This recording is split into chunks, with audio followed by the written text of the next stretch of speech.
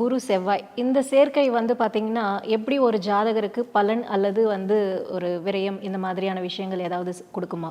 இந்த குரு செவ்வாய் இணைவு வந்து பார்த்திங்கன்னா, அப்பா இவங்க பரம்பரைன்னு சொல்லப்படுகின்றவர்களுக்கும் வந்து ஒரு சின்ன டிஸ்பியூட் இருப்பதற்கு உண்டான தன்மை இருக்கும்.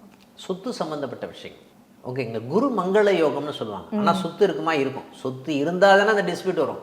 அந்த ஜாதகரே வந்து கோபம் அதிகமாக இருக்கக்கூடிய விஷயங்களே அந்த ஜாதகர்கிட்ட இருக்குமா அப்படின்னா இருக்கும்னு சொல்லலாம். எப்போவுமே கோபம் அதிகமாக இருக்கக்கூடிய மக்கள் தான் இந்த குரு செவ்வாய் இணைவு இருக்கக்கூடியவர்கள் அப்படின்னு சொல்லுவாங்க. நிறைய பேர் வந்து குரு செவ்வாய் இணைவு இருக்கக்கூடியவர்கள், நிறைய பேர் வந்து முருகப்பெருமான் வழிபாடு நிறைய பேர் பண்ணுவாங்க. முக்கியமாக இவங்களுடைய சிந்தனைகள் செயல்கள் எல்லாமே வந்து பார்த்தீங்கன்னா ஆக்ரோஷமாக தான் இருக்கும் சொல்லலாம். ஆனால் இவங்க எல்லாமே வந்து பார்த்திங்கன்னா ஒரு நல்ல நிலைமையில் இருந்து பணி செய்யக்கூடிய சீருடை காவலர்கள்னு சொல்லப்படுது. காவல்துறை சம்மந்தப்பட்ட விஷயத்தில் ஹையர் ரேங்கிங்கில் இருக்கிறவங்க, அதே மாதிரி நிர்வாகத்திறன் சம்மந்தப்பட்ட விஷயத்தில் ஹையர் ரேங்கிங்கில் இருக்காங்க இல்லையா, அட்மினிஸ்ட்ரேட்டிவ் ஆஃபீஸர்ஸ், எல்லாமே அந்த குரு செவ்வாய் தொடர்பு கொண்டவர்கள் இவங்க இருப்பாங்களான்னா இருக்கும்.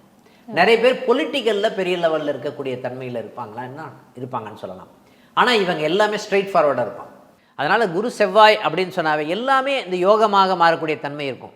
ஆனால் இவங்களுக்கு டென்ஷன், ப்ரெஷரு, பிபி, கொழுப்பு சம்மந்தப்பட்ட இடத்துல பிரச்சனை, கொழுப்பில் வந்து நிறைய குறைபாடுகள் இருப்பதற்குண்டான தன்மை, அது எல்லாமே இருக்கும்னா ஃபேட்டி லிவர்னு சொல்லப்படுகின்ற விஷயங்கள் எல்லாமே இருப்பதற்குண்டான தன்மை இருக்குமானா கண்டிப்பாக இருக்கும்னு சொல்லலாம்.